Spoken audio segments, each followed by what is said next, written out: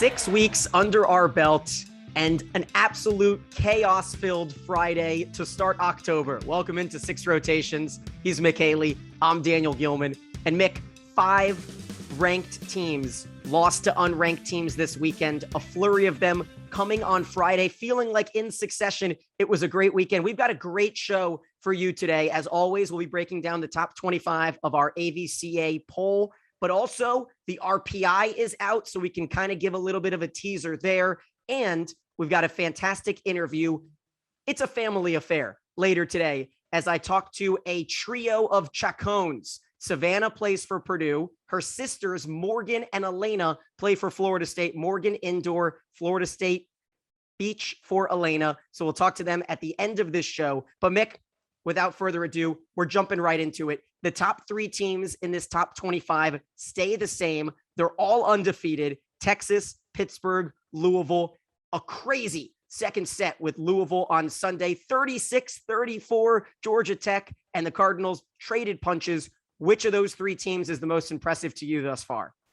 Well, the most exciting play right now seems to be Louisville. They are hot and they are just playing lights out, not taking anything away from Texas or Pitt, but it's just that right now Louisville seems to be hot. Texas and Pitt schedule doesn't really fire you up with who they're playing right now. They're winning pretty easily, so I'm a Louisville fan right now. Oh, it was so much fun. And after talking to Tori Dilfer and seeing the fire within and the amount of times that team has been tested, Georgia Tech had a fantastic match on Friday, falling to Notre Dame, one of the many madnesses that ensued. But looking at this top 10, Purdue does not fall far. That's got to be the one that sticks out to a lot of people. They lose on Friday to their familiar foes. Chris Thomas always seems to have Dave Shondel's number. And once again, Illinois comes into Holloway. They stun Purdue, but Wisconsin jumps up. They're at 4. Kentucky continues their SEC dominance at 5. Then you've got OSU, Minnesota, BYU, and Nebraska rounding out the top 10. But Mick, right here for you. Texas stays number 1. They get all 64 first place votes, and a great stat for you here from avca.org. Texas's current streak of staying number 1 is the longest since 2009 when Penn State went wire to wire. It's a sign of brilliance. And with Baylor losing, is there a little bit of wiggle room now at the top of the Big 12 for Texas? I don't know.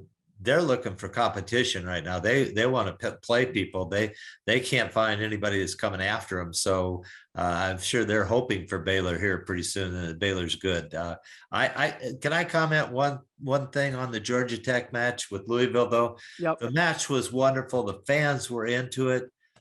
But let's get after the administration to put a couple dollars in and get those walls painted, get some banners up there, and make that facility not look like an airplane hangar. Give me a break out here. Sorry, my rant for the day. Georgia Tech deserves better. They've got a good coach, a great team, good following, and they played a heck of a match against Louisville.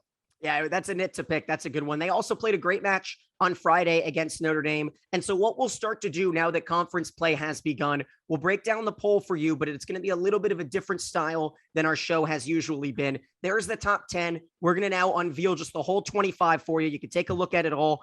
All those Pac-12 teams are stuffed right there between 11 and 19, 18, right? You got Washington and Oregon and UCLA and Utah and Stanford, Colorado sticking at 24. Florida jumps up a little bit at 20. Creighton only falls 3 spots despite losing at St. John's. But what we'll do is we'll go conference by conference now that it's kind of broken up in a block style. So let's start by talking about the Big Ten. Wisconsin, without Chavita, snaps that 6-match winning streak from Minnesota. Then Illinois, following the Purdue win, take the first set against Bucky. And a lot of people, I'm sure, were wondering, okay, how legitimate is Illinois? We'll see that on Wednesday when they host Purdue. But Wisconsin did come back to take them down. Penn State had a thriller with Maryland. They went 5. And maybe the biggest story of the weekend, right? Lauren Stivrins is back, and Nebraska looks phenomenal. But they got to beat somebody. Yeah. That's That's my true. They're going to comment on the Rec Big Hall. Ten. They're going to Rec Hall this weekend. We'll talk about it in our marquee matches later, but that'll be a battle for sole possession of first place in the conference. I'll say one other thing about the Big Ten. Penn State might be underranked. They're playing a lot better now than they played to start with. I'd watch out for Penn State being a spoiler in that competition. And is it a real surprise to too many people that two star transfers come in and it takes a little bit of time to work things out? I don't think it's too surprising when you see that on paper. And now you're seeing, okay, Penn State coming into their own a little bit. They struggled at Maryland. They had a tough time against Indiana too. So we're not going to say Penn State had a bumpy-less weekend. Minnesota nearly upset against Northwestern. The Big Ten probably had the most near horrific results in terms of their top 10. Of course, Purdue did fall, and then Ohio State took care of Maryland. But Illinois is such a good serving team. We'll have to keep an eye on them there on the bubble. Let's talk Big 12, right? Texas takes care of West Virginia, Then the madness in Waco, Mick. Did you watch any of that Baylor Texas Tech? I watched the whole thing, and I was awed that Texas Tech could come into Waco and beat Baylor on their home court. That happened in 3 situations of matches this weekend, and that's just one of them where the visiting team beat the home team on their own court. Yeah, and it was a reverse sweep. So Baylor took the first 2 sets at home. They even led in the 5th, 12-10. But it was a service error bonanza, combined 23 service errors. Then Skinner gets blocked twice. They go 13-all. Yassiana gets blocked to force match point. Baylor retakes the lead. They have match point. An overpass ends it, gives Texas Tech the win. And then the next day, Texas Tech had a couple set points to force a 5th again, but Baylor staved them off. So they end up splitting that weekend. It'll be interesting to see how the Big 12 kind of works itself out. The Pac-12, though, they are as balanced. I think maybe the most balanced conference in the nation. Any team on any day, Mick, could probably take down any team in the Pac-12, and it's not because the top is weak, right? UCLA falls to Washington on a 7-1 run in the 5th set, comes back, drops a Mac May special, right? 39 kills. They survive 6 match points. They beat Washington State. USC beats Washington State. And then, Oregon takes care of Colorado. Utah takes care of Oregon. It's going to continuously be a jumble right at the top. Yeah, it's going to be like that the whole time. And we have to find out if Colorado's for real in that conference. And we have to see if USC is really going to play now. Right. And Stanford may have looked the most like the Stanford that Cardinal fans want. They really took care of business against Arizona State and Arizona. We'll talk a lot more Pac-12 when we get to our marquee matches coming up. But if you had to pick one team to watch, right? One team as that Final Four favorite in the Pac-12, who would it be? Well, you want to watch Washington because they haven't really beaten a lot of people that are good. That would be one to watch. Stanford's the underdog to see if they can really get good. But Oregon, I thought, would win this weekend against Utah, and Utah took them down. I think Utah is a sleeper. I think they've got 3 pins that can score. They give Drews an awful lot of balls. But boy, when she saw W coming, she stepped it up and started hammering late in that match. There's a lot of people to watch. I can't pick out one. Yeah, you texted me and you told me, is Utah the least sexy team in the top 25? You take a look again at these rankings. Yeah. Where would you, the fan, put Utah? It's so tough because you've got Washington clinging on the edge of the top 10. BYU getting a lot of love from the coaches, not so much from the strength of schedule and the RPI. We'll look at the RPI in just a minute. But taking a look at this, where would you have Utah? I have Utah 8, and I think they've earned it. I think 8 is a great position for them, and I have Purdue 7. So I would love to see a battle of those two. And then you look at Nebraska at 10, and you think Utah went to Nebraska and won in Devaney. They each have 3 losses. It's a tough one. It's just one of those things where you look at it and you continuously question how much research some of the coaches are doing when I'm thinking just Nebraska, right? The Nebraska vote continues to scratch heads. But once again, we can say as much as we want. The Penn State match will answer our questions unless, they come in and lose to Penn State and then they sit at like 12. Then we're going to be a little bit more upset about that. The alternative to that is how much control do the coaches really have? It's true. Well, at the end of the day, we know the coaches poll doesn't control the committee's decisions. A little bit more RPI based, a little bit more eye test. The coaches poll is just something that we can review week by week and see where, the touch of the coaches are. Let's talk a little bit of SEC. Texas A&M made a statement, right? They stepped in the way of Tennessee. Tennessee had their eyes set on maybe a top 15 jump. They were sitting at 20, a 17-15 fifth set for Bird Coon, takes care of business for the Aggies. And Ole Miss, midweek, huge anticipation with that one, with Kentucky and the Rebels, and UK outlasts them in 5. Yeah, it's been a week. I watched that match in particular, and I thought Mississippi played very, very well. They've got a left side, number 28. I'm sorry, I don't have her name. That is a real scorer. She can hit the ball, and that makes them valuable to watch closely to see if they move up the poll. And then there's not too much to say about the ACC aside from when is Louisville going to play Pittsburgh. We're all ready for that one. Get your popcorn out. Pittsburgh swept Duke. Louisville took care of Clemson. After that, before the Georgia Tech weekend, it's going to be one of those things where, because the conference is strong at the top, Mick, teams like Notre Dame and North Carolina are going to benefit. UNC is somewhere in the 20s in RPI.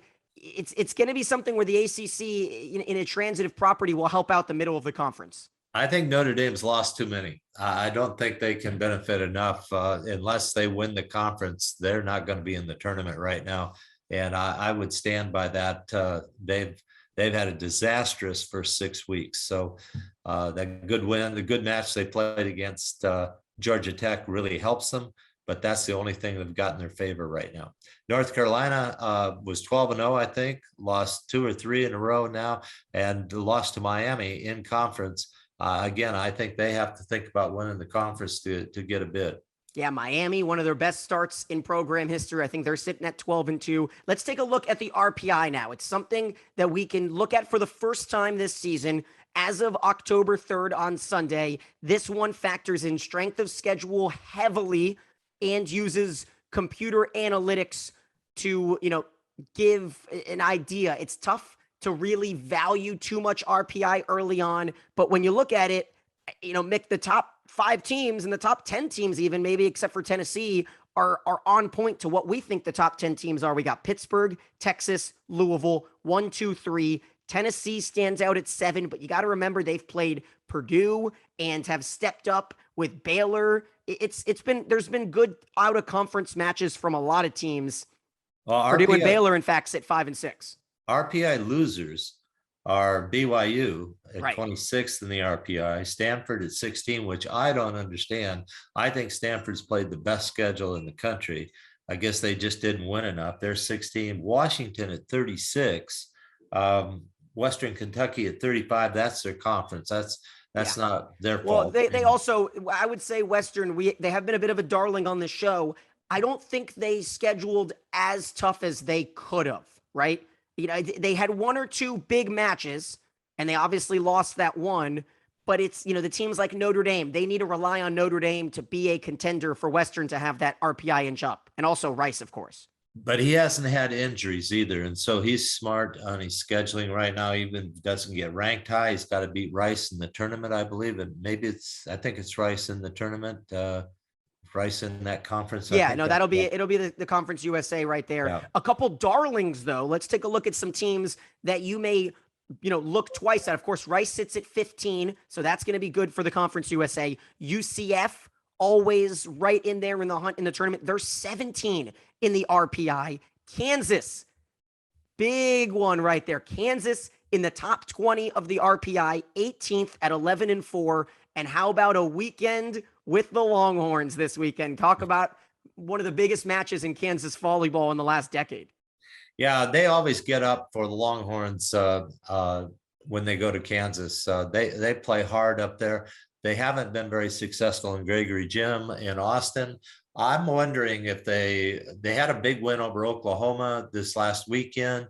and then Oklahoma beat them the next night. So we'll find out, I think, with the Longhorns if Kansas has turned the corner. And then North Florida, one of their best starts ever, 15-1. They are 49th in the RPI.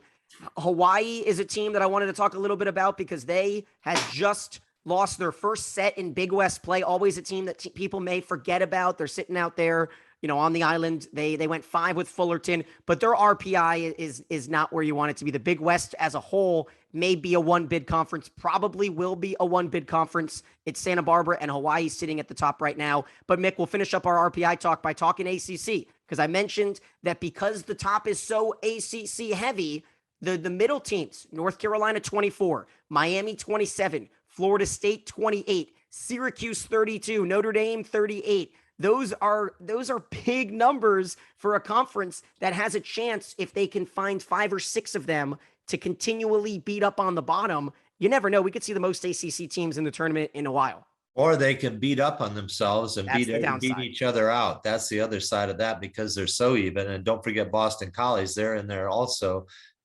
They win and they lose every weekend. They have a good win and then a bad loss. I don't know about that conference, but they could beat themselves up. You have Boston College, I will say their non-conference was weak. They said it's 72 in the RPI. Yeah. So you just have to watch that kind of thing, see what's going to happen. But they can't. And North Carolina State's another one that you don't see much of, but they beat people. So the conference could help itself, or it could just beat itself down too. Okay, so let's go into a little bit of our fun territory where we talk about some of the teams that don't necessarily get the national love. And how about this 3-setter between Morehead State and Murray State? Did you see this at all, Mick? I did not. Okay, so they had a 3-setter, right? Just your ordinary 1, 2, 3, take care of business. Morehead wins in 3, 38-36 in the first set. The Liberos both set school records. Murray State's Becca Fernandez had 41 digs, and Morehead State's Allison Witten had 40 digs. So imagine the lengths of these rallies in the 3-setter there. That was a one that kind of jumped out to me. I wanted to give a little love to Morehead State there, and of course Murray State's Libero Fernandez. That's a wild one. Milwaukee moves to 4-0 after reverse sweeping Wright State and beating Northern Kentucky. So that's fantastic for Milwaukee in the Horizon League. And then I talked a little bit about North Florida. They're a team that could come in and, put a little jolt into what is usually Florida Gulf Coast's conference down there. So that's something to keep an eye on. And then I want to give love. Roslyn Amir, one of our fans, tweeted this at us. Remember, Mick, of course, we talked about the 46-44 fourth set between Washington and Washington State. He did the math for us. Roslyn said, that's enough for a clean sweep of a 3-setter, Mick, 25-5, 25-5, 25-5, all in one set. 90 points scored between Washington and Washington State. So that's our stat of the day. And now let's jump into our marquee matches. Purdue at Illinois on Wednesday stands out to me. Probably the match of the weekdays this week, just to see how things go. Illinois is a top 5 underrated gym in the country in terms of how tough it is to play there. I've been there. The fans are crazy. They have a lot of fun. So we'll see if they could beat the same team twice in 4 days. It's always tough to do. Well, let me tell you, I had I believe 52 game winning streak going into that gym at Illinois. Yep. Champagne. Only to lose in 5 after 2 national championships. So I know about how tough that is, but you're right. Purdue losing twice in a row to Illinois doesn't seem to be right to me. So, yeah, Purdue came out with a lot of vengeance against a talented Rutgers team and destroyed them in 3 sets the day after the loss. Nebraska, Penn State on Friday for sole possession of first. That's our match of the weekend. It's not the most titillating weekend slate, which usually means we are going to start our show next week and be blown away with the amount of upsets. I am confident of that. One of them may come here. Colorado, UCLA, got your eye on the Buffs there. That's Friday before UCLA and Utah duel on Sunday. And then let's talk about that Sunday slate, because Sunday's probably the day that has the best games. Georgia Tech, Pittsburgh is a fun one. And then a football rivalry moved over to volleyball. Can Michigan put up a little bit of a fight against Ohio State? What do you think? Well, I would worry about that, but Michigan gets up for Ohio State in every sport. So right. I think that will be close just because it's Michigan, Ohio State. I think the other factor is if Sundays are the biggest matches, we'll have to remember that all the teams have played either Saturday or Friday.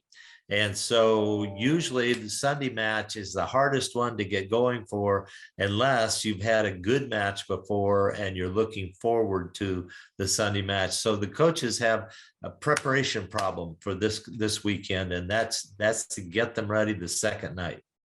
And then, of course, Julia Bergman, the eye that could possibly finally give Pittsburgh their first loss. She had 30 kills on Friday against Notre Dame. Excited to see. I'm not going to speculate too much, but can the Panthers continue their rumbling and they sit in that top 3? And it's just going to be, when are they going to face Louisville? We're ready for that one. And lastly, Texas, Kansas.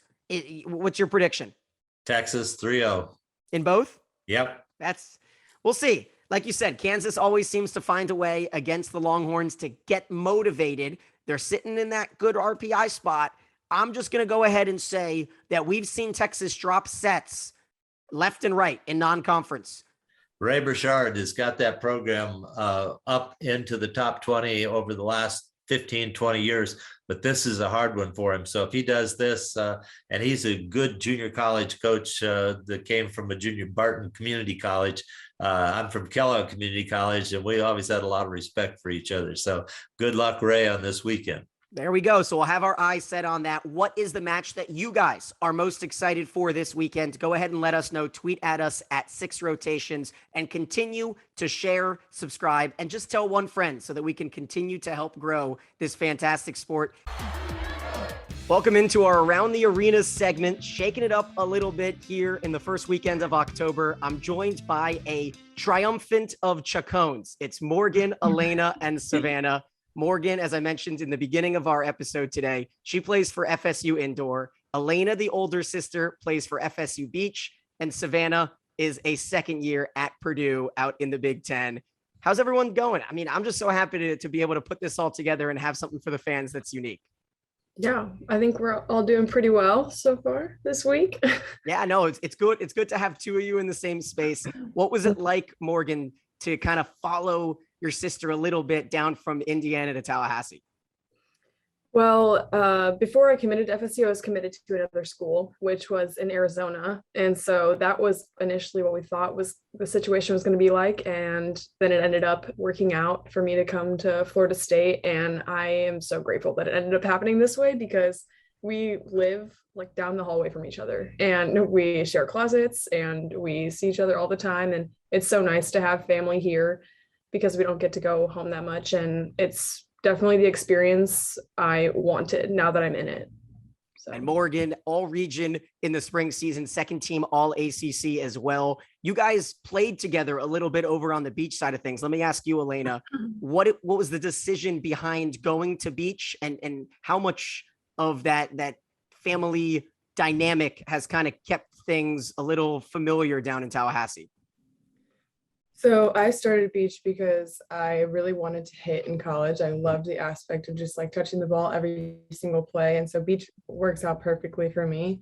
And also all my friends got recruited like way before I did, because I kept my like circle, like I want to play Beach or I want to hit in college. So I had to make it work for me. But luckily I had Morgan to play in tournaments with me, which was the only way I was going to find a partner in Indiana at the time.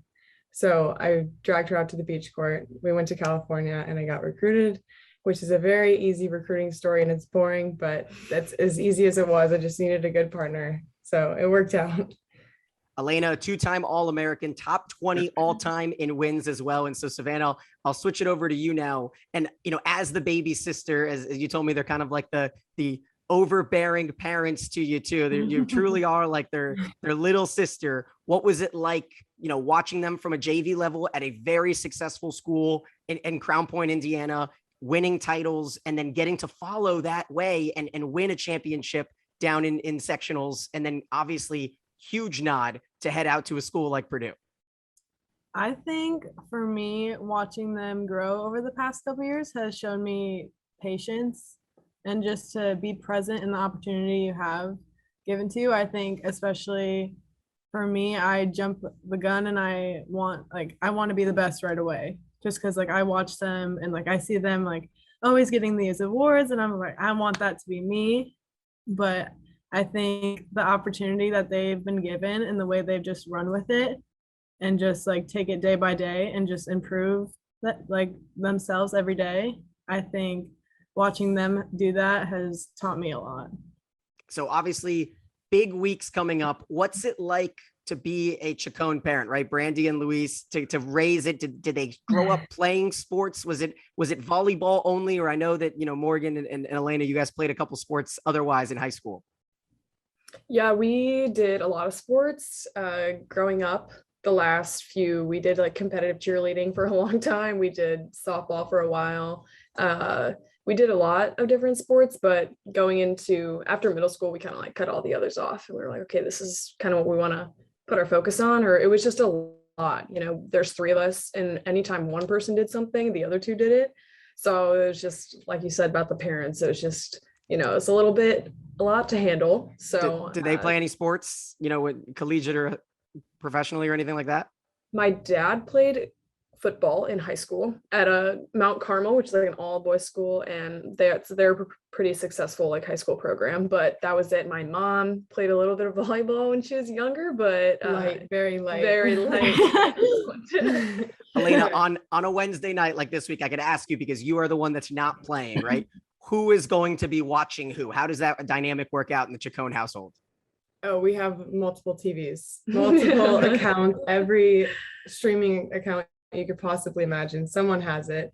But yeah, even my grandparents, my cousins, like everybody's watching the game. Everybody's in the group chat, always keeping each other updated. And it's like, if one game is kind of crazier than the other, it's like, turn this one on or pay attention to this one. You can't miss this play right now. So yeah, everybody's really involved.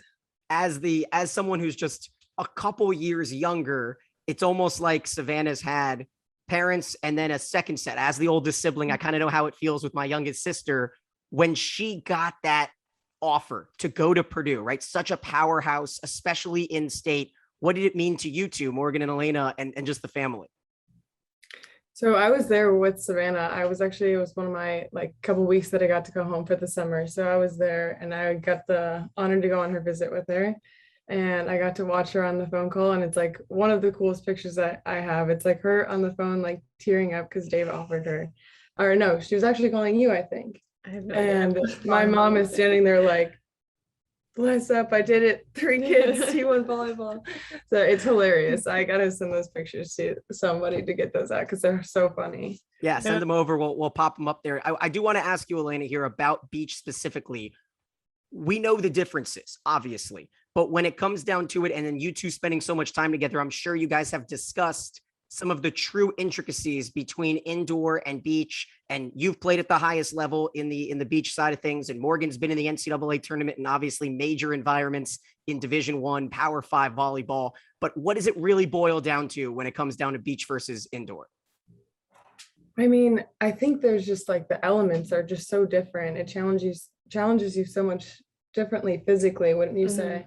Like the sun, the wind, you have to learn how to play in all of that versus indoor. It's kind of like a constant environment. So beach is kind of changing a little bit, but I know, it's like a smaller court, 2 people, everything like that. But I think just the physicality is a little bit different. Like indoor players usually jump higher than us, but we usually run faster, like laterally. So it's those little things, but it definitely does add up. And I think that it's safe to say that they're just completely different sports. And it's kind of unique, right? To have it. I mean, I know there's a couple teams in the SEC, maybe 1 or 2 in the ACC, but I feel like the majority of beach comes from the West Coast. Is there a home field advantage when it's 99 degrees with high humidity in amazing, gorgeous Tallahassee? Oh yeah, and the time change definitely helps us out a little bit too. We love when they come to us, but it's hard. It's definitely hard to go to them too. Great. So. And I do want to ask you guys, in a perfect world, when I think UCF almost played Purdue in the second round last year or something like that. Familiarity between, teams with Morgan and Savannah. Is there any talking throughout a season to try to go ahead, jump in, Savannah?